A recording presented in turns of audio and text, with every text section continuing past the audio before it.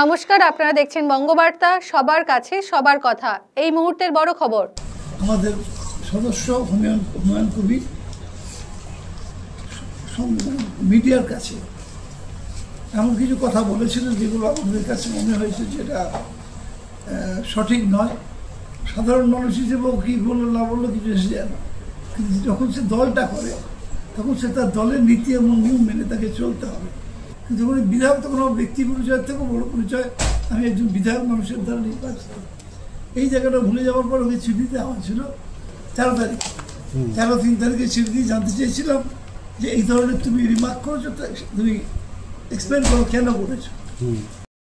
আর উত্তর যেটা দিয়েছে সেটা আজকে আমরা পড়েছি এবং সেটা আমরা পড়েছি এবং পড়ার পর আমরা কেউ স্যাটিসফাইড নই। এই উত্তরটা আমাদেরকে স্যাটিসফাই করতে পারেনি, কারণ এটা ও ঘুরিয়ে ফিরিয়ে ও যেটা বলেছে দলের ব্যাপার না, এটা আমার জাতির ব্যাপার এইভাবে বলেছে। জাত হিসেবে আমি হিন্দু, আমি মুসলমান, এই হিসেবে আমরা পরিচয় যদি দিই আমি, তাহলে আমি তো সংবিধানকে মানছি না। সেই হিসেবে আমরা ওকে ঠিক করেছি আগামীকালই ওকে ঢেকে পড়াবো এখানে এবং ওকে কালকে কিছু স্ট্রিকচার দেওয়া হবে। সেটা আমি আগাম বলছি না কি দেওয়া হবে না হবে, ওর কিছু স্ট্রিকচার দেওয়া হবে।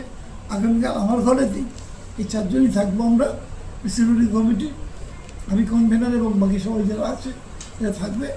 ডেকে পাঠিয়ে আমরা ওকে যাবো, বলবো দলের কিছু নির্দেশ আছে আমরা সেইভাবে। দেখতে থাকুন বঙ্গবার্তা, সবার কাছে সবার কথা।